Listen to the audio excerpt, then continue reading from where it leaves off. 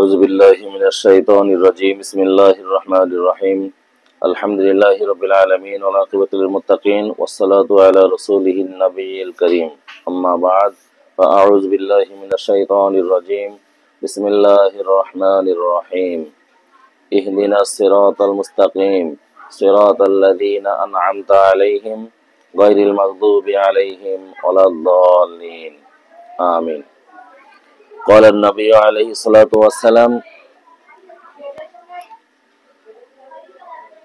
قوموا ليلها وصوموا يومها أو كما قال النبي عليه الصلاة والسلام আল্লাহ পাকের দরবারে লাখ কোটি শুকরিয়া যে আল্লাহ পাক রব্বুল আলামিন আমাদেরকে ঘুরিয়ে ফিরিয়ে একটি বছর পরে আবার সেই লাইলাতুম মিন নিসফি শাবান আমাদের সামনে হাজির করেছেন তথা শবে বরাত যেটাকে আমরা বলে থাকি এটাকে আমাদের সামনে হাজির করেছেন আজ শাবান মাসের 14 তারিখ দিবাগত রাত্র এটাই সেই রজনী সেই রাত্র এই ক্ষেত্রে আমাদেরকে এতটুকু আলোকপাত করতে হয় মানুষ শবে বরাত সম্পর্কে অনেক ধারণা রাখে তবে সহিভাবে সঠিকভাবে ধারণা রাখতে গেলে একটা জিনিস খেয়াল করতে হবে সেটা হলো হাদিসে পাকের মধ্যে আল্লাহ নবী সাল্লাল্লাহু আলাইহি ওয়াসাল্লাম বলছেন 5টা রাত মানুষের অত্যন্ত গুরুত্বপূর্ণ ইবাদতের মতো উপযুক্ত এবং যে সময় ইবাদত করলে আল্লাহ তাআলা সাধারণত দোয়া কবুল করে থাকেন এমন 5টি রাতকে নির্বাচিত করা হয়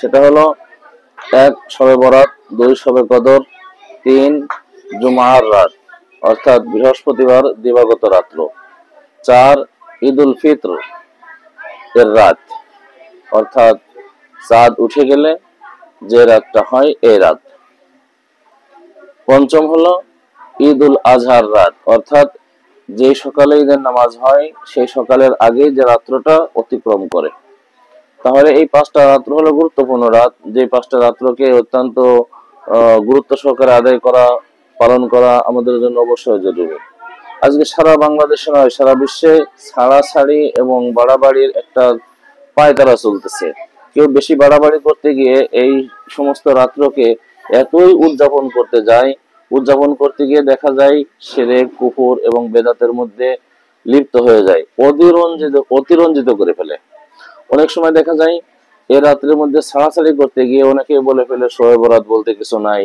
শবে কদর বলতে কিছু নাই ইত্যাদি ভাবে কথা বলে তো আজকে আমাদেরকে অবশ্যই খেয়াল রাখতে হবে যে না অবশ্যই রয়েছে এগুলা তবে সেগুলোকে সুন্নাত তরিকায় পালন করার নাম ইবাদত অর্থাৎ মধ্যপন্থা গ্রহণ করা শবে বরাতের মধ্যে উল্লেখযোগ্য হলো রোজা রাখা ইবাদত করা বন্দেগী করা আল্লাহ নবীর হাদিস রয়েছে সরাসরি কুমু লাইলাহা ওয়াসুমু ইয়াওমাহা আমরা রাত্রে ইবাদত করি এবং দিনে রোজা রাখি এইটাই হাদিসের মধ্যে নবী করিম সাল্লাল্লাহু আলাইহি ওয়াসাল্লামের বর্ণনা পাওয়া যায় সুতরাং শবে বরাতের রাত্রে আমাদেরকে ইবাদত করতে শবে বরাত ফার্সি শব্দটা আমরা আমাদের ভাষায় বুঝে নি এই বলে এইটাই না যে শবে বরাত জিনিসটাই নাই আমরা একটা নাম দিয়েছি মাত্র যেটাকে হাদিসের ভাষায় বলা হয়েছে লাইলাতুম মিন নিসফি শাবান শাবানের মধ্যবর্তী রাত্র সেটা 14 তারিখ দিবাগত রাত যে রাত্রে মানুষের ভাগ্য বন্টন হয় যে রাত্রে মানুষের পুরা জিন্দেগির রিজিকের হিসাব নিকাশ বা পুরা 1 বছরের রিজিকের হিসাব নিকাশ কমপ্লিট করা হয় পুরা তার গুনাহ এবং নেকির ওজন হিসাব নিকাশ করা হয় সে কতদিন বাঁচবে অথবা এই বছর সে মারা যাবে কিনা তার একটা হিসাব নিকাশ করা হয় সাধারণত এই মাস বন্টনের রাত্র এই জন্যই শবে বরাত বলে আমরা পরিচিত হিসেবে মেনে নিয়েছি তাই বলে শবে বরাত বলতে কিছু নাই এই কথা তো বলা যায় না তাই শবে বরাতের মধ্যে উল্লেখযোগ্য হলো রাত্রের ইবাদত দিনের রোজা যত গুরুত্ব সহকারে বলি না কেন নফল অর্থাৎ রাত্রে ইবাদত করাও নফল এবং রোজা রাখাটাও নফল আমি এখানে অন্যান্য বিষয়ের সঙ্গে তুলনা করব না শুধুমাত্র শবে বরাতের ফজিলত সম্পর্কে আলোচনার জন্য আসলাম অর্থাৎ শবে বরাত আজকে যেহেতু 14 তারিখ সেই হিসাবে আজকে যে রাতটা আসতেছে এই রাতটা আমাদের সেই মহিমান্বিত রাত সেই বরকতপূর্ণ রাত এই রাত্রে আমরা ইবাদতের সঙ্গে কাটাবো এই রাত্রে আমরা বিশেষ করে কয়েকটা ইবাদত করতে পারি এক হলো নামাজ দ্বিতীয়ত কোরআন তেলাওয়াত জানা থাকলে কোরআন তেলাওয়াত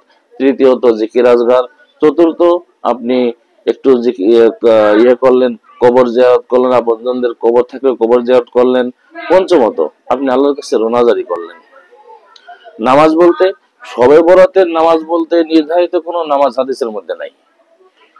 তবে নামাজ বলতে দুই রাকাত দুই রাকাত এরকম নামাজ আদায় করা, স্নানে স্নানে দুই রাকাত করে নামাজের নিয়ত করে, নফল নামাজের নিয়ত করে নামাজ আদায় করতে থাকা। আপনি নামাজের ভিতরে অধিক সংখ্যক রাকাত পড়তে পারেন, অথবা লম্বা লম্বা কিরাতে আপনি নামাজ আদায় করতে পারেন, লম্বা লম্বা রুকু সিজদা করে নামাজ আদায় করতে পারেন, নফল নামাজ পড়তে পারেন, সালাতুত তাসবিহ পড়তে পারেন। আপনার যতটুকু মনে চায় ততটুকু ভাবে আপনি নামাজ পড়তে পারেন। অনেকেই বলে থাকে 12 রাকাত নামাজ, এটা সঠিক কথা হয়। এরকম সবে বরাত উপলক্ষে 12 রাকাত নামাজ, এটা একটা ভ্রান্ত কথা আমাদের সমাজে চালু আছে। এটা সামাজিক কথা, এটা কোরআন হাদিসের কথা না। সেই হিসাবে আমরা নামাজ আমাদের ইচ্ছা মতো আমরা পড়তে পারি, যে কয় রাকাত মন চায় পড়তে পারি। তবে মনে রাখতে হবে গুরুত্ব সম্পূর্ণ কথা হলো, ঈশান নামাজ জামাতের সাথে আদায় করে, ফজরের নামাজ জামাতের সাথে আদায় করলে সারা রাত্র দাঁড়িয়ে দাঁড়িয়ে নফল নামাজ পড়ার মতো সব সে পাবে। কিন্তু সারা রাত্র ইবাদতের সঙ্গে জড়িত হলো ফজর নামাজ নাই অথবা ঈশান নামাজ নাই, তার কোনো লাভ নাই। আমি সহজ কথায় বললাম, সংক্ষিপ্ত হয়ে বললাম। দ্বিতীয়ত কোরআন তেলাওয়াতের কথা বলছি, যে কোরআন তেলাওয়াত জানে সে কোরআন সে পড়বে, সে পূর্ব থেকে পড়তেছিল সেখান থেকে কিছু পড়া পড়লো। অথবা যদি মনে করে না পুরা রাত্রে সে বেশি বেশি কোরআন শরীফ তেলাওয়াত করবে, গুরুত্বপূর্ণ সূরা থেকে তেলাওয়াত করে করতে পারে, ফাজিলপূর্ণ আয়াতগুলো পড়তে পারে, কোরআন শরীফ দেখে দেখে পড়া অথবা মুখস্থ পড়া যেভাবে করতে পারে। কোরআন শরীফ পড়া জানে না, তাহলে সে কোরআন শরীফ একজনের থেকে শুনতে পারে, একজন পড়লো সে শুনলো, এই আমলটা করতে পারে।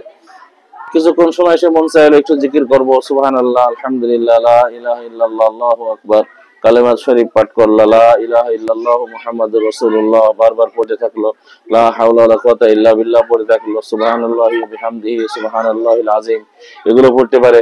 ওইরকম ভাবে যত জিকির আজগারের শব্দগুলো আছে, দুরূদ শরীফ ইত্যাদি পড়তে পারে। ওইরকম আমি একটা বলছি কবর জিয়ারত করা। যদি আপনি আপনার মায়ের কবর জিয়ারত করতে চান, বাবার কবর জিয়ারত করতে চান, দাদা দাদির কবর জিয়ারত করতে চান, আপনজনের করতে পারেন। তবে হ্যাঁ, কবর জিয়ারতের জন্য কাউকে ডাকা অথবা চাপ সৃষ্টি করে নিয়ে যাওয়া, ইমাম সাহেবকে নিয়ে যাওয়া, এগুলো করা হলো বাড়াবাড়ি। আপনি আপনার আপনজনের কবর আপনি জিয়ারত করতে যাবেন, এটা আপনার ইচ্ছা, ঐচ্ছিক জিনিস। হ্যাঁ, যদি আপনার সঙ্গে কেউ যায়, না বললেই চলে যায়, অথবা আপনি একটু উৎসাহ দিলেন আর সে গেল, সেটা ভিন্ন বিষয়, কোনো সমস্যা নাই। ওরকম হবে রোনাজারি করা, অর্থাৎ কান্নাকাটি করা। আপনি একটু হাত তুলে দোয়া করলেন, অথবা হাত তুলে না তুলে দোয়া করলেন, আল্লাহ আপনি আমাকে মাফ করে দেন, আপনি মাপের মালিক, আমি গুনার মালিক, আপনি আমাকে ক্ষমা করে দেন। এভাবে দোয়া করতে থাকে, দোয়া করতে পারে। এভাবে সামনের দিকে আগায় যাওয়া, এটাই হলো শবে বরাতের আমল। এবং এটা জরুরি না যে সারা রাত জেগে জেগে ইবাদত করতে হবে, এটা জরুরি না। যতটুকু যার মনে চায়, শরীরে কোলায়, ততটুকু সে করবে। এরকম ভাবে পরবর্তী দিনে সে রোজা রাখবে। শবে বরাতের রোজা একটা, নবীজির হাদিস ছিল তোমরা রাত্রে ইবাদত করো এবং দিনে রোজা রাখো। সুতরাং রাত্র ইবাদত করি একটা, রোজাও হবে একটা। অনেকে আছে এটাকে 3টা রোজায় রূপান্তরিত করেছে, আগের দিন একটা রাখে, পরের দিন আর একটা রাখে। কিন্তু ইদানিং দেখতেছি, যেহেতু যার নীতিমালা সঠিক না, কোরআন হাদিসের সাথে মিল না, সেটা উল্টাপাল্টা হতেই পারে, যার যা মনে চায় সে সেটা করে। এবছর দেখতেছি শনিবারের দিন পড়তেছে শবে বরাতের রোজা, অথচ বৃহস্পতিবার একটা রেখেছে অনেকে, শুক্রবারে আজকে রাখতেছে অনেকেই, এরপরে শেষ হচ্ছে শবে বরাতের রোজাটা। কিন্তু আসলে ওর মূল কোনো কথাই নেই। মূল কথা হলো শবে বরাতের রোজা রাখলে একটা রোজা হবে, সেটা হলো এই বছর আগামীকাল, আজকে রাত্রে সাহারি খেয়ে, অর্থাৎ শুক্রবারে রাত্রে সাহারি খেয়ে শনিবারের দিন রোজা হবে। একটা রোজা রাখা, এটা হলো মুস্তাহাব আমল। আল্লাহ তাবারক ওয়া তাআলা আমাদের সহিহ আমলগুলো করবার তৌফিক দান করে। আমিন। আসসালামু আলাইকুম ওয়া রাহমাতুল্লাহি ওয়া বারাকাতুহু।